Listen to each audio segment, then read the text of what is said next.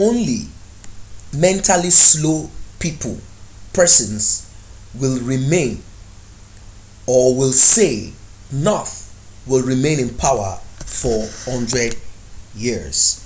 This is according to Professor Saggy, senior advocate of Nigeria, chairman of the Presidential Advisory Committee Against Corruption, PACAC. On Tuesday said only a mentally slow person will proclaim that the North will remain in power forever. Speaking in a chat with Daily Independent, Saggy said, for the sake of peace, the unwritten agreement of power rotation between the North and the South after 8 years must be adhered to. Now you heard the word, he said unwritten, meaning it is not yet documented. According to him, power shift to the South in 2023 after President Muhammadu Buhari must have completed his tenure in 2023.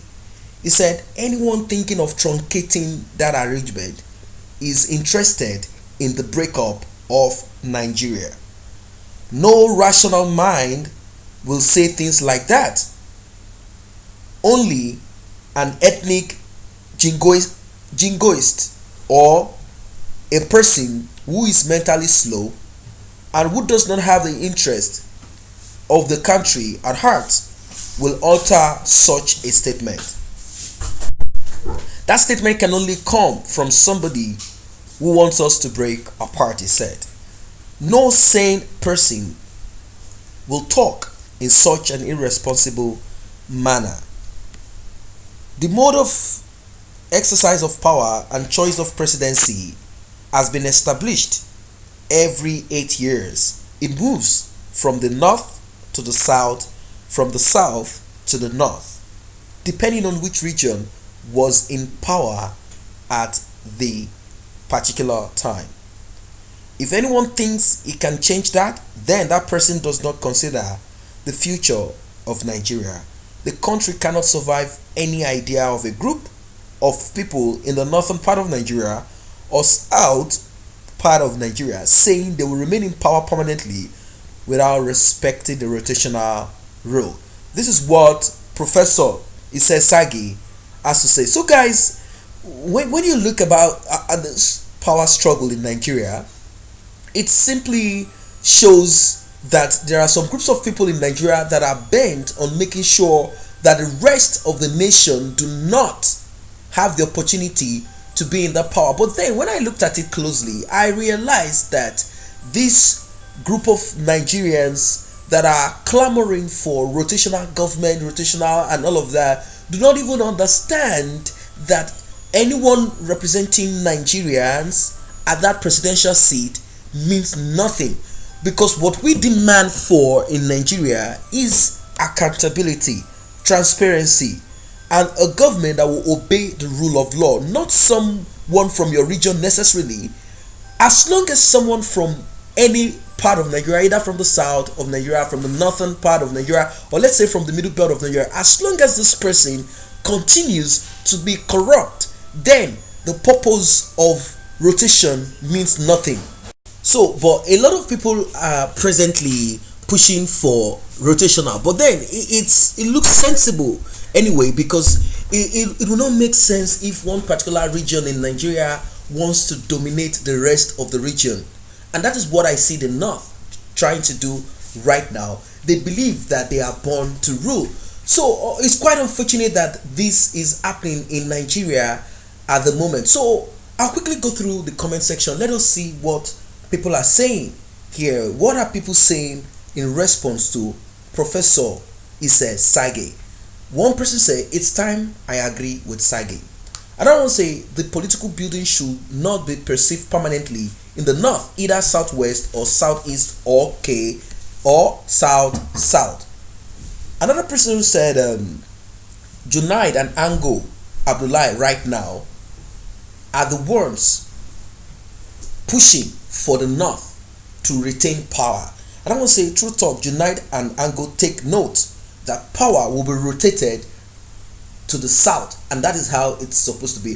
Then there's something I want to quickly point out again. I pointed out before, this rotational government, it is either it is documented so that we can get away, move past this rotation issue, so that every 8 years the power will be shifted either to the middle belt or to the southern part of Nigeria, something like that. And I want to know why these people spend 8 years. 4 years is enough, or let's say maximum of 5 years is enough for anybody to do whatever they want to do, and the next person that comes in builds on what the past administration has built, in notwithstanding party, in a saner climb, in a country where they want the improvement, the betterment of their citizen.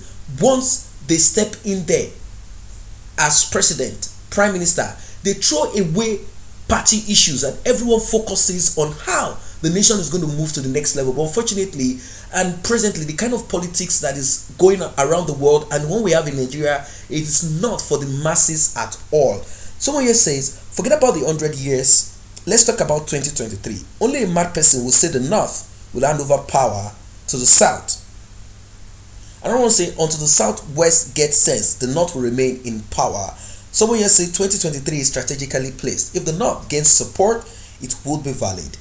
Yeah, someone say, who is even thinking about 100 years from now? The country is just 59 years old and someone is already thinking about which ethnic group will remain in power instead of talking about initiatives we should achieve by then. Too bad everything in Nigeria is about tribe and religion, and that is what it is. Everything in Nigeria is shaped around tribe and religion rather than production, rather than productivity, rather than initiating ideas that will take us to the next level.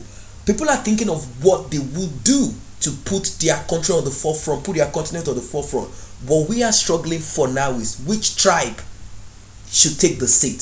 So when I look at all of this, and since I've realized that anyone representing you from any region in Nigeria is simply a sectional aggrandizement, it doesn't necessarily mean that the person is going to do what you expect the person to do. It doesn't mean that the person is going to bring any form of upgrade to the region that they are from, or even bring upgrade to Nigeria in general. They are not going to do that. All they do and practice is nepotism, and serious criminal activities is all we see that goes on there. It's a shame that people are thinking of what would be in the next 20 years, how science and technology will emancipate people from the conditions that they are in, how science and technology is going to help people get to the next level. The only thing that the politicians in Nigeria that have their children already documented, they have documents, they have passport, they have foreign citizenship abroad with a lot of money available for them to put and dip their hands into.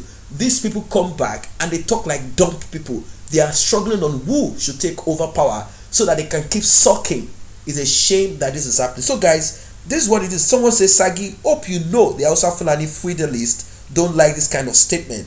I want to say, if Nigeria, especially the southwest, don't hand over power to the southeast with Abego, then the north might rule forever. So guys, that is what it is. A lot of comments, a lot of reactions from people as regards this. What's your take about this? Do you prefer that Nigeria breaks apart, or do you prefer that there is restructuring power, there is devolution of power, decentralization of power, and each region is allowed to grow while we just have a figurehead at the center? Whatever your take is, drop it at the comment section below. And may I ask you to tap on that subscription button. Let us grow this channel together. And very importantly, the red notification icon bell, please make sure it's tapped and all is ticked so that you will be notified whenever videos such as these are uploaded. Thanks for stopping by.